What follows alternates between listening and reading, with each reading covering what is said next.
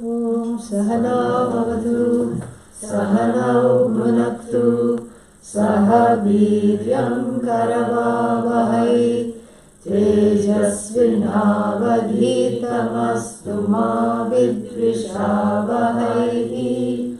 Om Shanti Shanti Shanti. You can straddle yourself a little bit so I can look at you and you can see me. Maybe, this one. Here, yeah. What's your name? Oh, you. Yeah. Oh, my name's Summer. Yeah, Summer. A little bit, Yeah, perfect. Now, same applies to all the people in hiding. Come out wherever you are. The Upanishad has a way of communicating this knowledge other than the two-part yes and no, not this, yes this, those kinds of statements. The teaching is always in the form of dialogue, because if something has to be understood, then it has to go past the resistance, the fears, the questions that are not yet fully comprehended. And nobody is coming to the Upanishad in the form of tabula rasa, clean slate. There is no clean slate, Why? Because everybody comes a little late. A little too late in their own opinion. Why? Because by the time all the impressions, the debris of raga, dvesha, strong prejudices and preferences, the debris of impressions, familial impressions, and this is what we do. Why do you do this? Because that's how we have done it in our family since 1498. Really? Since 1498, yes. I come from very good stock and we have the written down history. What is this? Are you royalty or what? Yes. Okay. All right. Agreed. You have written down history, you have documented history of how you used to do a certain thing since 1498, But is there a reason to continue doing it in the same way now? Well, one can't really see a reason, correct? No reason, It's like that, what is that? So some parade is going on today? Macy's parade, which almost got cancelled, because of the weather, it got cancelled. And then people were very upset. But this is what we have always done. Since 1920 we've been having this. Well, things have evolved since 1920. And you don't have to go through the same thing. See, this is what I'm saying. There are certain, familial impressions that are taken, and then they become the reality, nay, they become you. And cultural impressions. This is what we, belonging to X culture, X tribe, X whatever community, do this, and this is how it's going to be done, And, this is what happens. And this is, for example, like the speaking a certain language. This is what our culture does. We speak Spanish. Why? Because English is the language of colonizers.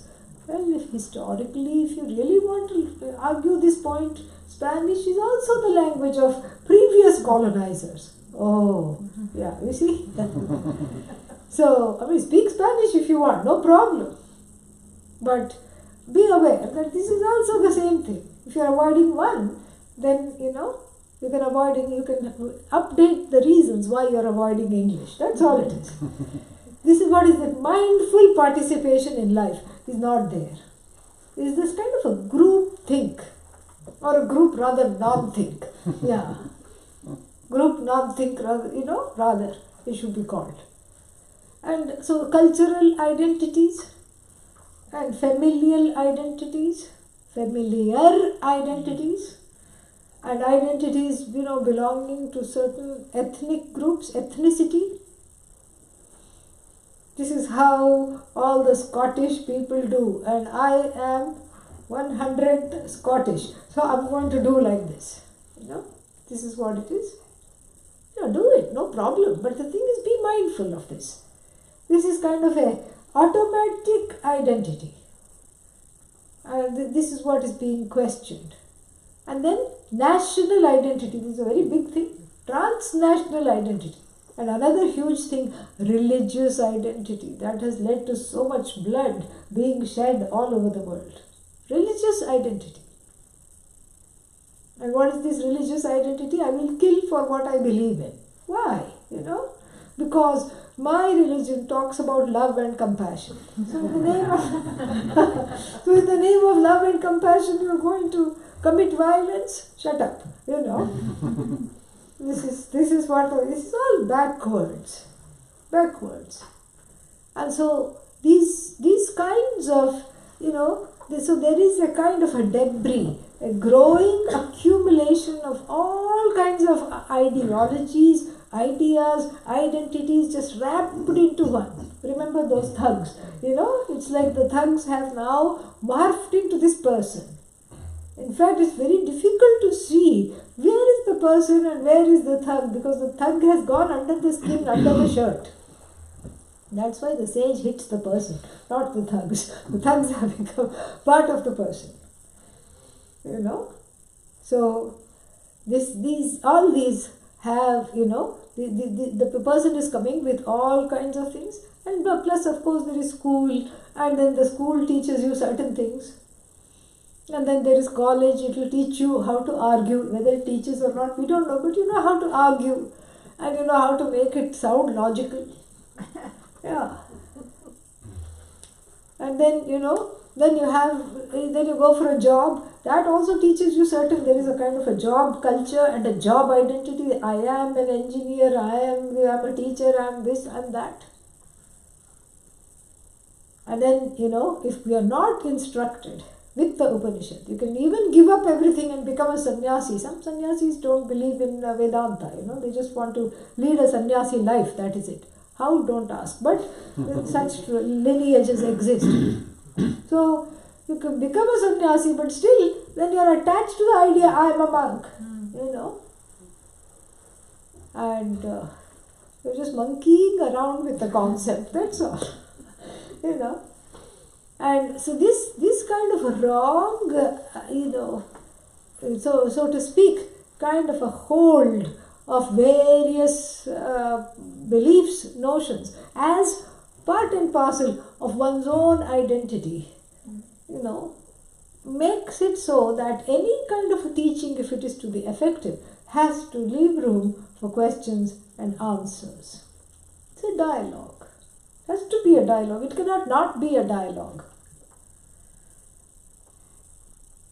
And that's why the Upanishad portrays this with the help of a dialogue. In all the Upanishads, there is one more thing in common. In addition to iti, iti, neti, neti statements, there is also one more thing that Upanishads have in common. That is that they are in the form of dialogues. Oh, I like that. In fact, the last half an hour during break, I also had dialogue with all the friends. Well, this is not a friendly dialogue. Oh, so it's a dialogue where, one beats up the other? No. In the tradition, we have 4 kinds of dialogues. The kind of dialogue we have during breaks is simply called Vada. Vada. Vada means dialogue. Oh, let's have this. No, let's not have this. Let's go here. Let's not eat this. Let's eat that. How about a dinner and a movie?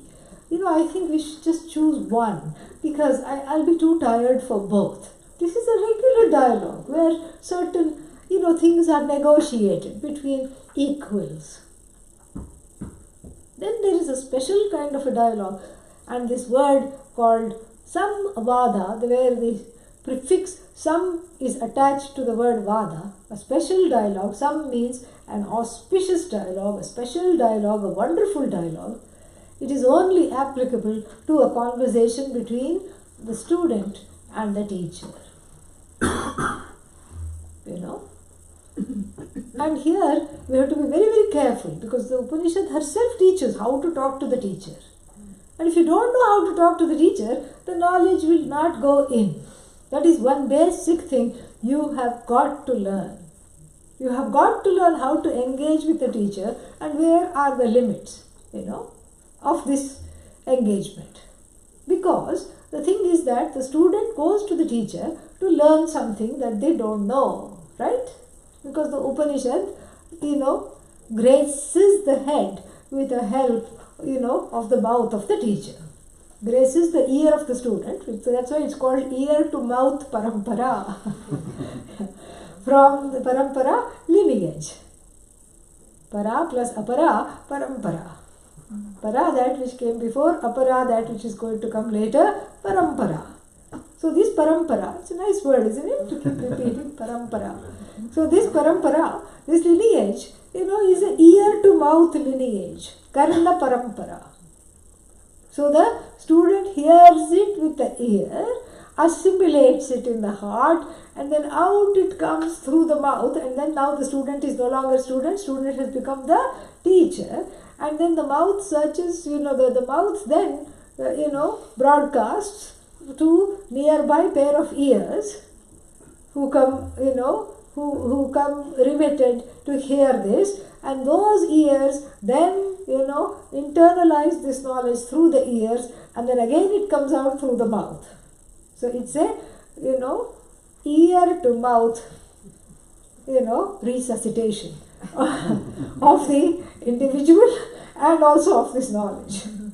That's how the knowledge is kept warm all the time, And so therefore, for the person to be blessed, by this knowledge, you require a teacher. And who is this teacher? The teacher is someone who has gained this teaching after studying through their teacher, who studied with their teacher, his teacher, her teacher, his teacher, her teacher, all the way to Lord Shiva. That's why we say Sadashiva Samarambha, that which began with the Lord, Shiva, Narayana, doesn't matter. That which began with the Lord, and for which lineage Adi Shankara is a shining light. My salutations to the entire lineage of gurus, ending with my teacher, right up to my teacher. So the teacher has to have a special place in the understanding of the Upanishad, because the Upanishad is, is what? Is like a diary, a teenager's diary that is locked. You get these diaries that you can lock up. And the Upanishad is like that, it is locked. And the teacher opens it with the teaching. The teacher has the magic words to open the teachings of the Upanishad. That's why the teacher has to be revered, because if you take the Upanishad into your hands and read it, you will, like Hamlet, be reading words, words, words, words, and more words. Because Hamlet was reading something. And then, the king, his father, the Prince Hamlet, was reading. And the king got a little doubt. Something is not okay in the top story for my boy. Who is this Hamlet? Prince of Denmark. So the king, the father, dispatches a minister, Polonius by name, go see whether he makes sense or not. Engage into a conversation, because he's walking around all by himself and he's just muttering to himself. We just go see what he's doing, So Polonius plays the Sherlock Holmes, goes as a detective, and then just engages the prince in, banal conversation.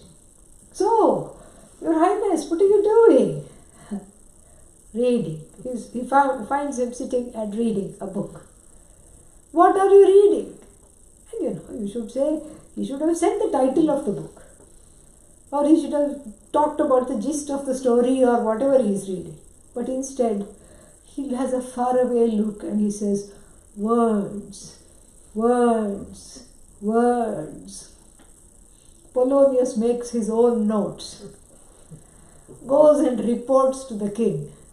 He's mad, all right, but there's a method to his madness, So if you read the Upanishad, like Hamlet, you will just be reading words.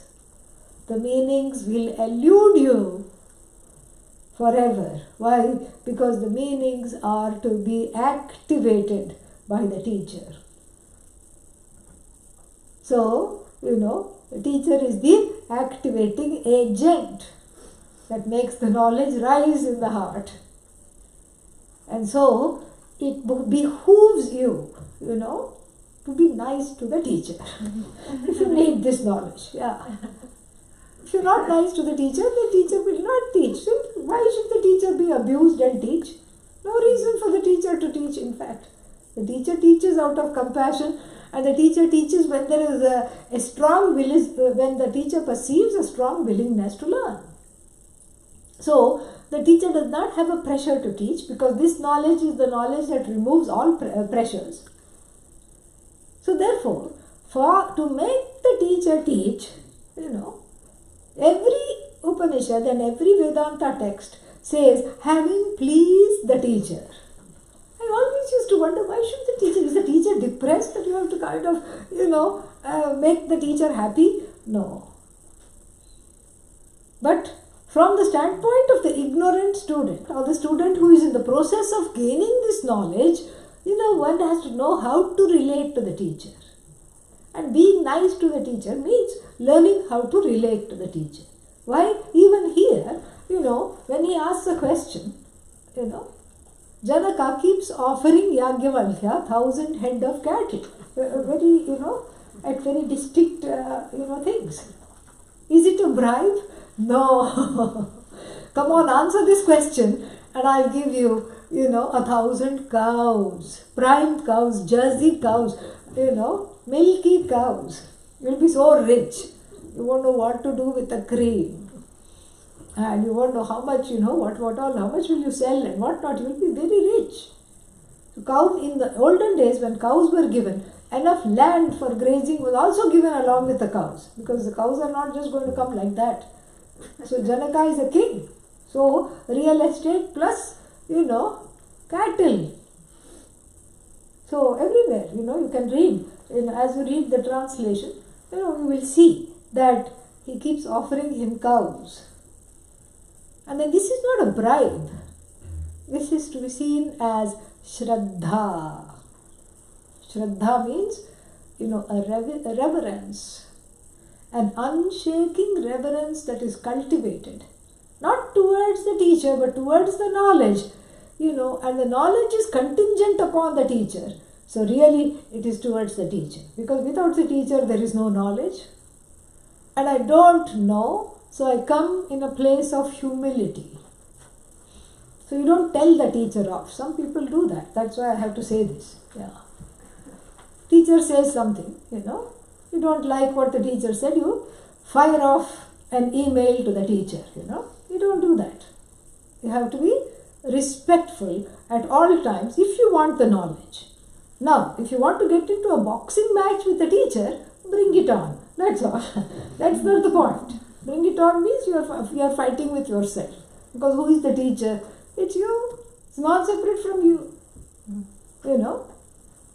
And so therefore, if you don't like something that the teacher says, you have to go within and heal that pain. Because the teacher is not saying anything that is, that is causing that pain. That pain was already there long ago.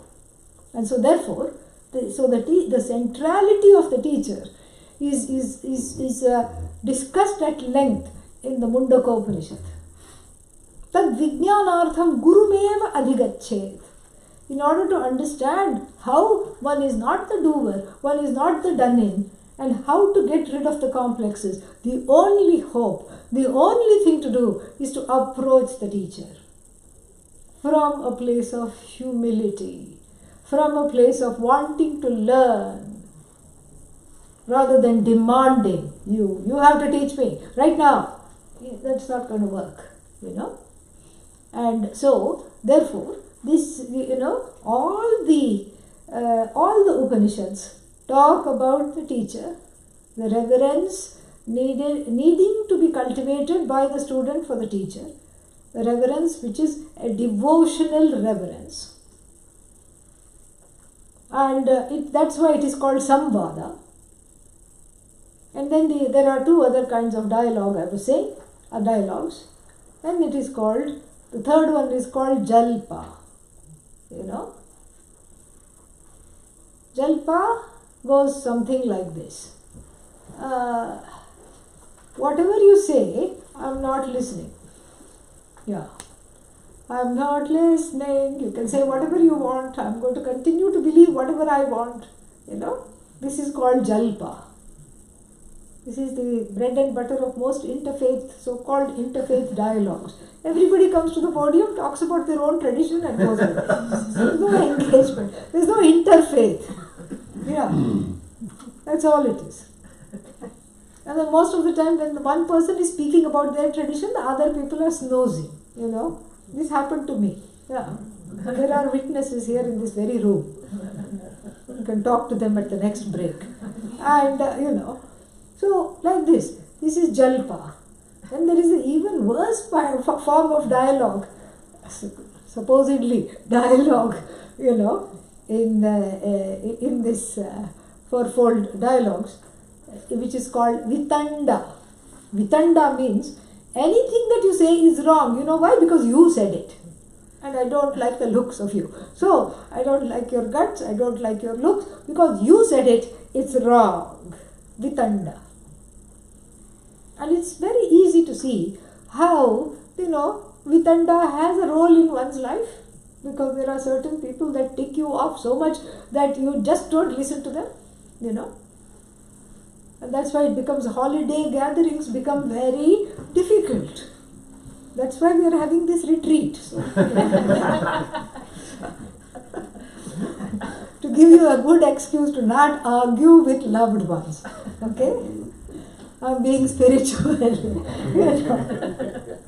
Holiday gatherings become difficult because each one is, entrenched in their own ideas. In fact, you need a primer how to deal with relatives around the holidays, relatively speaking. But what about the other time? You don't see them. You don't have to worry about how to deal with them. How to deal with a Jalpa uncle, a Vitanda grandfather, grandmother, how to deal with all this becomes a very difficult situation. So we are familiar with Jalpa, we have engaged in it, we are familiar with Vitanda, we are familiar with Vada. In fact, these three forms of dialogue don't need to be taught. Samsara takes care of it. It comes with birth and ignorance. Free. Threefold dialogues are already there. Free. Some Vada has to be learned, my friends. It doesn't come on its own. It has to be learned. That's why we have excellent texts such as, the Upanishads, where you see how the student is dealing with the teacher without contradicting the teacher, respecting the teacher fully, opening the mind and the heart to what needs to be said and what has to be said, being sure that one is in a place to receive the knowledge.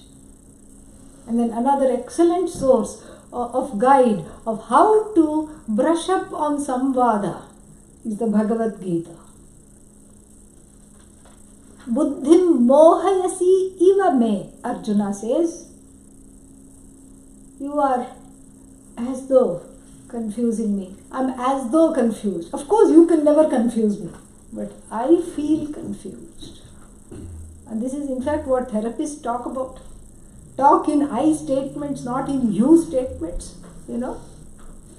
You don't understand me. That's an accusation. Correct? It's a closed mind assuming that everything about me is fine and you are not okay. Whereas I am not understanding what you just said. Can you please explain?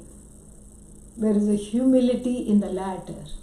There is an openness in the latter. Whereas in the former, what happens? It's like, the accusatory finger has gone on to the teacher. But Arjuna doesn't talk like that to the teacher. Arjuna doesn't say, you are not understanding me. Arjuna doesn't say, you are confusing me. Arjuna says, I am not understanding. I as though feel confused. Can you please teach me this? And then in other parts of the Bhagavad Gita says, you alone have the power to teach in this way. Can you please teach me this? Nobody else. I can go to a number of people. It's assumed here. And then he says, but I have come to you because I want to learn from you and you alone. I can go to numerous people. I'm free to do that. But I want to learn from you. Because whatever you say is speaking to me. And that feeling has to be kept alive, all the time. All the time. And then, to illustrate that, all the Upanishads are in the form of a samvada. In some places, we know the teacher, we know the students. Baby Nachi and Lord Yama. Who is Nachi? Nachiketa. Nachi for short. Shvetu and Uddalaka. Who is Shvetu? Shvetaketu. That was his pet name. How do you know? Well, how do you know? Not know. How do you know it was not his pet name? First you prove to me it was not his pet name. Then, then come and talk. Shvetu. So we know the name of the student. Who is the student here? Shvetaketu or Uddalaka? Who is the student? No. Shvetaketu or Uddalaka? Who is the student? Huh? Shvetaketu. And then, who is the student here? Yama or Nachiketa? Nachiketa. Somebody almost said Yama. That's why I changed. I changed the order on purpose. Okay? And then sometimes we don't know the students. We know the teacher, like in the Prashnopanishad. Pippaladaha. Pippalam atti iti pippaladaha. This is a teacher who only lived on berries. And and that's why he got the name Berry Eater. He had 5 students who asked different questions, but we don't know the name all their names. Sometimes, we know the names of neither the student nor the teacher. We don't know. But it has to be there because it is, it is it is an Upanishad, it is in the form of a dialogue. So you infer that they are there. Like in the, what example can you give? Kena Upanishad, very good. Numerous students are there and teacher is answering and giving a quiz also. That's how I learned how to give quizzes in class. So there is a teacher there, there are students but you don't know their names. Another example, Taittiriya Upanishad. Aho vidvan amullokam pretya kaschana gacchati. That elongated E is a question. That elongation is for the sake of a question. Yeah. Plutaswaraha prashnarthe, Adi Shankara says in the commentary. It is for the sake of a question. So obviously it's a student. When the person who has this knowledge leaves this body and departs to another, departs from this body, what happens? Where does the person go? Because there is no going for the person of knowledge. So that's why that question the student asked. Till then you don't even know that there is a teacher and a student. You just assume. Bhagavad Gita, we again know there is a teacher and student. So Bhagavad Gita is like an Upanishad, is likened to an Upanishad. Gita Upanishad it is called. And so too, this Upanishad, the Brihadaranyaka Upanishad, it has a smattering of many dialogues with many teachers and many students. We have Prajapati and some students. We have Indra and Virochana and Prajapati. They come here also, somewhere in the Brihadaranyaka Upanishad. They feature. Who else is there in the Brihadaranyaka Upanishad? Huh? Yajnavalkya, the sage, who is also here. And then Maitreyi, very wonderful. So Yajnavalkya, Maitreyi, very important dialogue between a husband and a wife. So first they are doing Vada and general talk, and then suddenly, because she wants to know this, he transforms into her teacher for her. And it's beautiful to see how that, how that goes, how that teaching proceeds. Very, very nice. So then, Yajnavalkya Maitreyi, that is in chapter 2 of the same Brihadaranyaka Upanishad. And a small footnote, the Brihadaranyaka Upanishad is so called because it is like a huge forest. Huge forest. Because it is over 100 pages of teaching, knowledge, all kinds of things. Some things you want, some things you don't need. And some things, which are best left aside, kept aside. So, there is meditation. In every Upanishad also has meditation. How to calm the mind in order to make it ready for the teaching, called Upasana portion. There is a teaching portion. And in the Chandogya, first it is Upasana, how to prepare the mind in order to receive the knowledge. So the teaching is in chapter 6, 7, 8. The first 5 chapters are all Upasanas, various forms of meditation. Here, the teaching is in the beginning, and the Upasana and other things are coming later on. So chapter 2 is the Yajnavalkya Maitreyi dialogue. Chapter 3 is a many-pronged, many-topic discussion of various things. About the 5 elements, about the place of the person, and all kinds of things. And then chapter 4 here, in this particular subsection 3, we have a dialogue between Yajnavalkya, the sage, and King Janaka. And so, the King Janaka, it is unclear whether it is the same Janaka later on presented as Mother Sita's father or not. Because that Janaka was the king of, Videha. Here also it is said Janakam Vaideham. So this Janaka is called Vaideha of Videha, belonging to the province called Videha. And so it is unclear.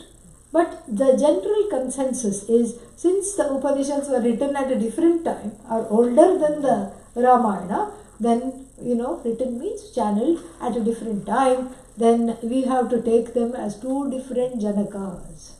Maybe there was another Pradesha called Videha, named after the Upanishadic Videha, and therefore the ruler of that, when he was a baby, was named Janaka, just in keeping with the Upanishad. This is how we have to take. Some Vedanta teachers teach it like as though this is the father of Sita. It doesn't, it doesn't make sense. Okay? So this too is in form of a dialogue, and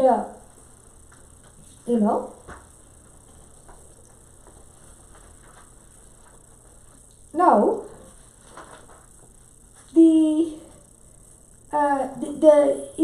who is the teacher here? Because Janaka is also described as a very wonderful sage. Oh yeah, online people are answering questions. Fantastic, very good. Yeah. So, yeah, keep it up. So, all correct. Yeah. So, this thing, who is the teacher here? Sure? Yes. Okay. I asked you if you are sure, because generally, who approaches who? The student. Student approaches the teacher. But just to a little twist here, a curved ball, here Yajnavalkya goes to Janaka for some other purpose.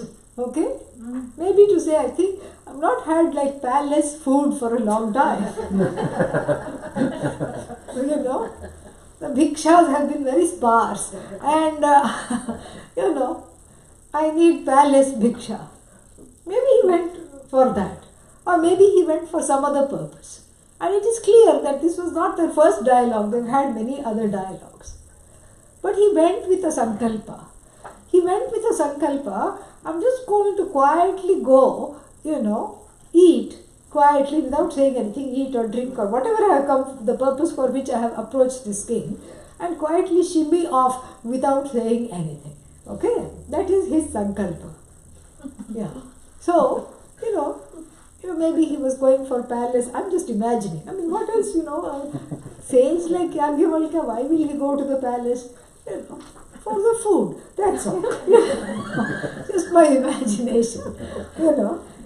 So, Janakam Havaideham Yagyavalkyo. Read your thing. Janakam Havaideham Yagyavalkyo Jagama. Is this up here? It is. It is? Okay. Yeah. And so Janakam Havaideham, just for fun. I mean, I don't know how much we'll be able to do. There's so much to cover, Yeah, I'm already behind. So anyway, not even 1.5 classes. So it doesn't matter. It's fun. So it's quality, not quantity. Okay? Yeah.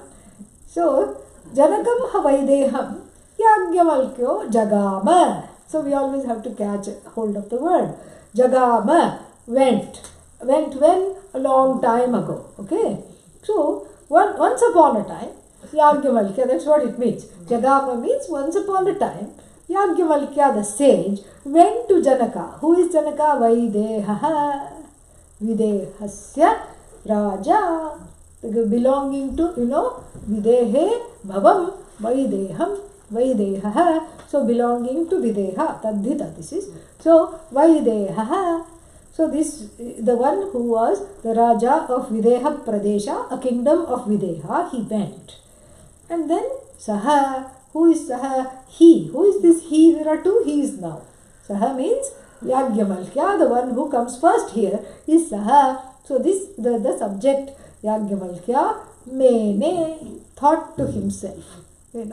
Note to self, he made, Navadishye iti, I'm just going to be silent. Like somebody I know, Lord Dakshinamurti. I'm going to be as quiet as Lord Dakshinamurti. I'm not going to say anything at all. Nothing I'm going to say. I'm going to quietly just, eat a 10-course meal and push off. After all, I've been invited for bhiksha. Why should I speak? I'm not going to talk, And now there is a little background. Athaha yat janakascha vaideha yagyavalkyascha agnihotre samudate tasmaiha yagyavalkyo varam dadau. So once upon another time, another upon a time, what happened? Yagyavalkya and Janaka were sitting together having a discussion on how to do this fire ritual, this daily fire ritual that keeps one out of all trouble, called Agnihotra. They were having a dialogue. How to do this? Then at that point, because he was very pleased with Janaka's service and Janaka's knowledge of Agnihotra, and since Janaka had so much respect for him, and since Janaka had asked him, Janaka asked for can I just come to you whenever I want, when I have questions, And Yagyavalkya said, sure. Janaka said, remember, you have given me a boon. Any time I can come, That's why this boon stopped with Yagyavalkya.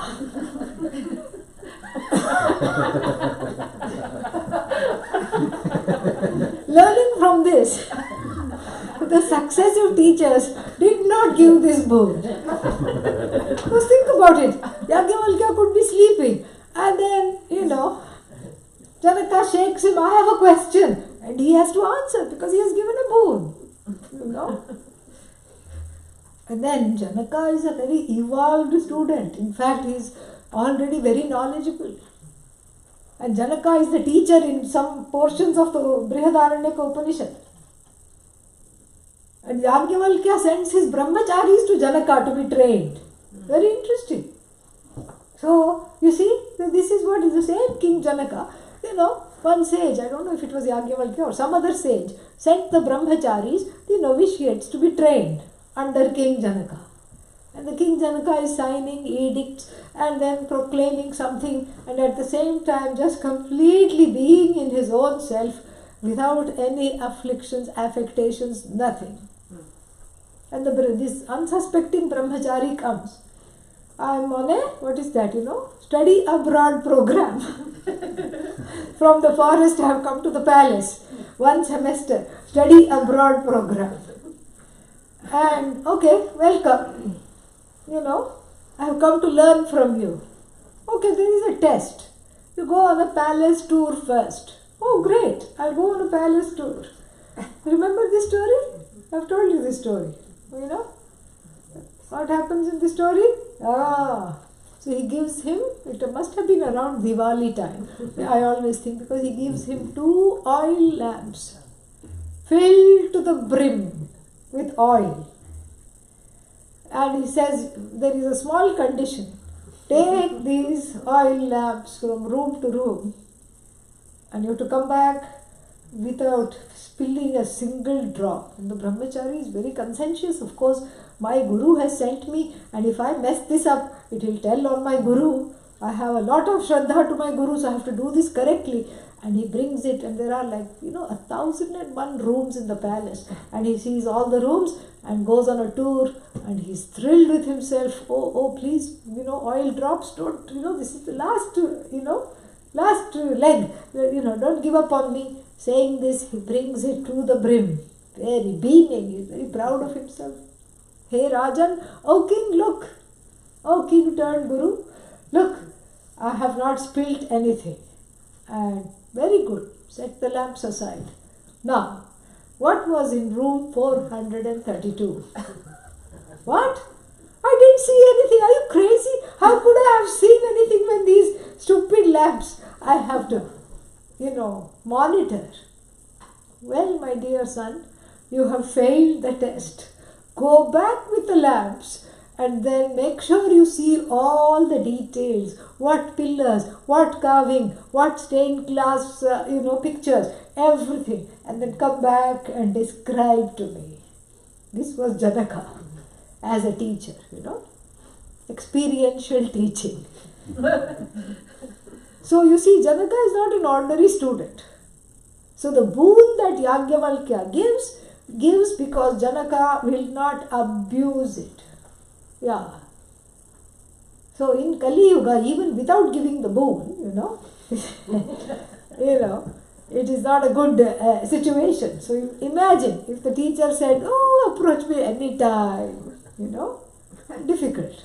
So that's why this boon only was between a special boon between Yajnavalkya and Janaka, was not ever repeated again. We don't see this kind of a, what is that? Free rein check given. So this is a little background that the Upanishad is giving. And he says that, you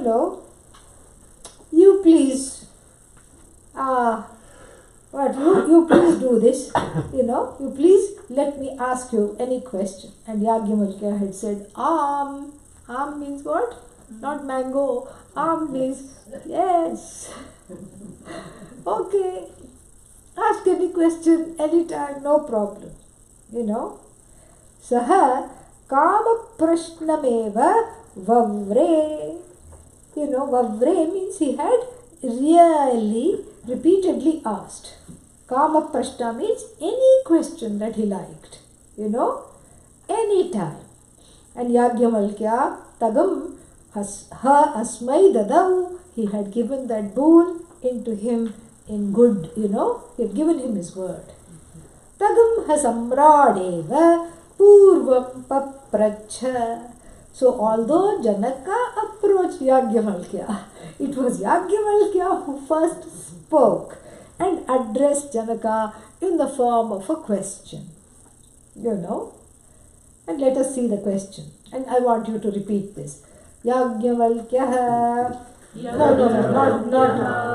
addresses him. Yajnavalkya. Kim Jyotihi. Ayam Purushaha.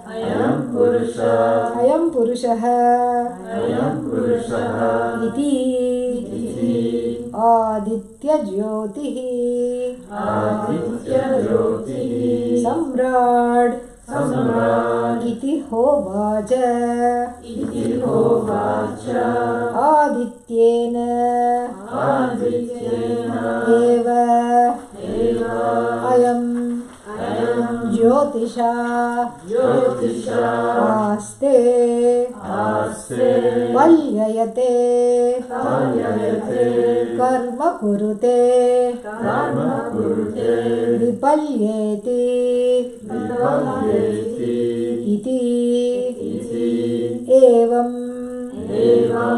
Evaitad. Yajnavalkya.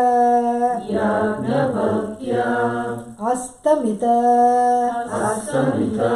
Aditye. Yajnavalkya. Kim Jyotihi.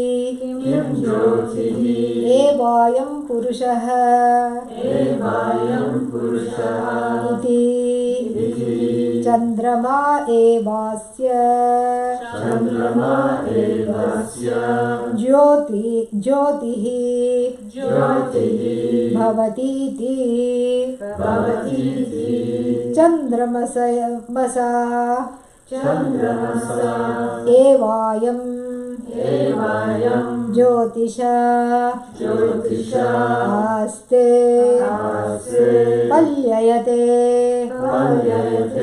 Karma kurute. Vipalyeti. Iti. Evam. Eva etat. Yajnavalkya. Very nice, dialogue here. Then his question is very interesting. His question says, oh Yajnavalkya, oh dear Yajnavalkya, since you have told me I can ask any question anytime according to my convenience, not yours. Here you go. You may have had plans to stay silent, but keep those plans aside because here you go. And what is here now? Kim Jyotihi iti ayam purushaha iti. The grammar is doesn't quite make sense. So we have to change it a little bit. By what light does a purusha, a person, conduct all activities? What serves as the light for the person? Very interesting question. And Yajnavalkya doesn't know at which level it is asked. And Yajnavalkya, as we shall see, is a person of few words. That's why he keeps giving him cattle. That seems to be the only thing that interests him. So to fly more answers from him, he just gives to the point answers, and also it's a methodology, and in so doing the Upanishad is making us understand something called a kind of a teaching methodology that is deployed. You start with the gross and then you go to the subtlest. There is something called Arundhati, a star. Arundhati Darshana Nyaya. Arundhati Darshana Nyaya is a pedagogy. Nyaya here is a kind of a teaching methodology, a logic, and a teaching logic. What is that logic here? How to see the star Arundhati. Why? Just Take the Hubble telescope. Hello, we are talking of the time where there was no telescope. So how to see this star? That is Arundhati. Every newly married person sees the star called Arundhati. This is supposed to be auspicious. So the newly married couple is taken, and then they are still blinking. They don't know. So first they are and this is an impatient couple. They are getting late to go somewhere, and so they are they are just held there by the teacher or by the priest, the Panditji, who is showing them Arundhati. Can you see the moon?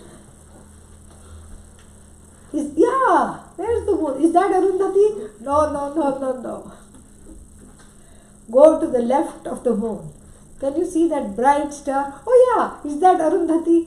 No. Go down from that bright star, and then you will see that there is a kind of a diamond shaped, some kind of a constellation. Oh, is that Arundhati? No, that's not Arundhati. Out of the diamond shape, then you follow that diamond shape, there is a little bit of a tail there. Can you see the tail? Yeah, is that Arundhati? No. Go to by this time you can't see much. Then you go a little above that tail. Do you see a star that is blinking? No. Come on, look carefully. Oh yeah, there, now it is twinkling. Yeah, that is Arundhati. Thank you. Now we can be off. No, that's not Arundhati. Oh bother, where is Arundhati? Look to the left of that. A much more softer star, perhaps a blue dwarf, in a modern, thing. Very soft star, softly blinking. Now that is Arundhati. You see, you start with the branch. Then you say, do you see the lower branch? Yes. Do you see the upper branch of this tree? Yes. I thought we were looking at Arundhati. Why are we looking at the tree? Look in between the two. Do you see this thing called moon? Yes. Oh, that's Arundhati? It's a new name for the moon? I thought it was the moon. Now it's Arundhati? No. Look to the left of that. Look below that. Look to the right of that. Look to the third star of that. And then from there go down and look to the bright star. Is that? No. Then look to the dim star. That is Arundhati. This is what is called Arundhati Darshana Nyaya. Because when something is so subtle and so difficult to see, here it is impossible to see, because what we are talking about is not the star, but the star of the Upanishad, which is the Atma. To see this star, that star is easily seen on a clear sky, but to see the star of the Upanishad, the one who stars in the Upanishad is you. To see this Atma, see, is impossible. So it has to be indicated through subtle ways, and there is no way of going directly towards that which is the innermost Pratyagatma. And that is what it is. It is the innermost thing, and it is so close to you. It is in fact you, and so there is no way of seeing it because the seer is Atma. You cannot hear it because hearer is Atma. You cannot smell it because the one who is smelling is Atma, not the one who is smelling. The one who is picking up the smells is Atma. So what are you going to do? How are you going to do this? So you have to start with the branches, trees and the moon. Okay? So the question, how do you live? By which light does the person live? Very obvious question. And Yajnavalkya is very clever here, and he is a very thorough teacher. And he is a person of few words. Because if, the king had gone away, oh thank you, Yajnavalkya would have kept quiet, because it is incumbent upon the student to be ready for the knowledge and not for the teacher to try to make the student ready for the knowledge. So, therefore, he starts at a very gross level. How does the person live? By what light do you live? Come on. The sun, O Janaka, Samrat, O king. You live by the light of the sun. And in the presence of Aditya Jyotihi iti hovacha. Adityena eva ayam purusha. This purusha, with the help of Aditya, the sun, goes to, Jyotisha, with the help of the sunlight, in the form of the sunlight, with the help of the sunlight, what happens? Palyayate. Palyayate means, first is aste, sits, stands. Palyayate, moves around, is nourished. Palyayate, sits, goes out. Karma kurute, acts, goes to work. Karma kurute, becomes a karta. And then what? Vipalyati, it is viparyati, okay? It is a little, it should be, no, don't correct it. That's how it is in the Upanishad, but it is explained as viparyati means returns, So, because if you look in the Sanskrit, it is Vedic Sanskrit, Chandasam. If you look in the Sanskrit dictionary, there is no such word called vipalyati. It is vi plus pari plus, viparyati, viparyayati, that is what it is. Viparyati, viparyayati, like that. So returns, so goes, goes to work in the light of the sun, sits in the light of the sun, eats in the light of the sun, comes back from work where? How? In the light of the sun. And then who is Yajnavalkya talking to? Janaka. Janaka is not going to say thank you, O teacher, and keep quiet. Janaka says, Astamite Aditye, when the sun has gone to sleep, gone to set. Astamitam has set. Itam gone, astam gone to set. When the sun has gone to a state of being set, when the sun has set, O Yajnavalkya, Kim Jyotihi evayam purushaha iti. What exactly serves as the light? Why, O king, the moon serves as the light when the sun is gone, because it is in the light of the moon that one gets up, moves around, cleans up after a Vedic dinner, outdoor, when you go out to eat. Yeah, literally you sit outside. We used to do that when we were small. The grandmother would, no plates, because, the elders were tired of washing things and all that. And then, when we were small, the children would wear no clothes except just maybe, some underpants, something, that's it. And then have no clothes because easy to clean up. And then all the children would be made to sit in a row under the full moon. And then the dal and the rice used to be mixed and used to be given into the hand, and you eat it. And then it goes round. Then you eat it, then it comes again. Then you're full, you get up and play, run around, and and then, and then what? Then, the yogurt rice, the same thing used to be done. And I tell you, those were the most delicious dinners. That's literally going out to eat. Moonlight dinner. Yeah. With the grandmas or, loving hand, mixing this and, really small children, you put it in the mouth, and slightly bigger children, you make them hold their hand like this and put it, and they put it in the mouth. And then after that they are hosed down, the children. No, not much cleanup is needed. You just, wipe it down with a wet cloth and then put them to, put some, clothes on and put them to bed. And that whole area, which is, a sambar fest, that is hosed down, sambar rice festival there, because everything, with these little mouths and little hands, little bit is eaten, most of it is dropped. So it doesn't matter, all that is hosed down, very easy, no dishes, nothing. And no cranky, cantankerous babies, I will not eat, I don't want to eat, I don't like this sambar, I don't like yogurt, nothing. Everything goes in because that person is eating, this one is eating, and so, so like this. So of course in the light of the moon, the feeding is done. In the light of the moon, the cleaning is done. In the light of the moon, perhaps, all the vessels are washed and brought inside, the children are hosed down and brought inside and put to sleep. And so all activities, when the sun has gone to sleep, happen in the light of the moon, O king. Do you think Yajnavalkya keeps quiet? No. He says, but then, remember, the moon is not there for one day a month. It is called Amavasya. No moon. Here, for some reason, we call it new moon. It's not new moon, it is no moon. Then when that no moon happens, O king, under what light, how does a person function? Why, Janaka? Don't you see that there is fire? People hold firebrands. In the light of the fire, the cooking happens, the eating happens, the walking happens, the going here, there happens. So no problem when the moon takes off one day a month.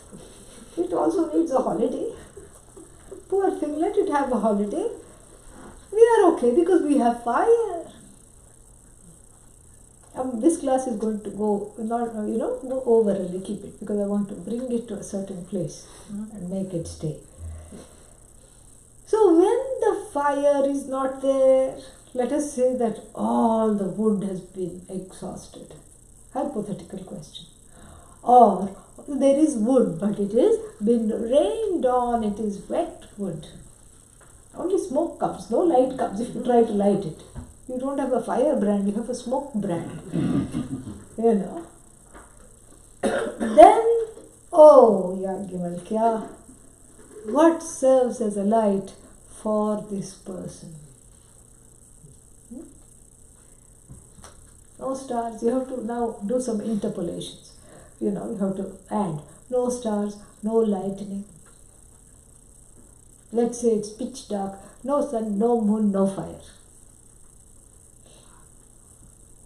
What serves? No, too soon. Arundhati is far away. You can't say Atma here. Sound. Huh? Sound. Vak. Speech. Hello? Is anybody there? You ask in the dark. Yes, I'm over here. Come on, I can't see anything. Where's here? You're right here. And you trace the sound of the voice and you can come together with the person that you are searching. Right? When so there is voice, there is vak, and let us look at that one briefly. So we have to skip mantra 5, mantra 5 is the sound, and then, what happens? Then, after the speech has stopped, then he asked, let's say, you say, hello, is anybody there? And nobody answers. Hello, who is here? Who goes forth? Nobody says me, I'm over here, nothing. It's pitch dark, no sun, no moon, the fire has gone out, speech has stopped, or the person cannot even say, hello, are you here? They have laryngitis. So, how do the activities take place? And number 6, Atmaiva asya Jyotir-Bhavati iti. The Atma is the light. Atma here is Arundhati. Finally, after going round Robin Hood's barn, we have come to, Atma. Atmana hi ayam purusha Jyotisha. Atmana Jyotisha. With the light of the Atma, palyayate. Sits, palyayate, goes around, karma kurute, works and acts. Vipalyayeti, iti, vipalyeti, viparyeti, returns. And then, then he asks a very important question. Katama Atma iti. What is this Atma? And that we shall see in the next class. Om Purnamadav Purnamidam Purnat Purnamudachyate Purnasya Purnamadaya Purnamevavashishyate. Om Shanti Shanti Shanti. Hari Om Shri Gurubhyo Namaha. Hari Om.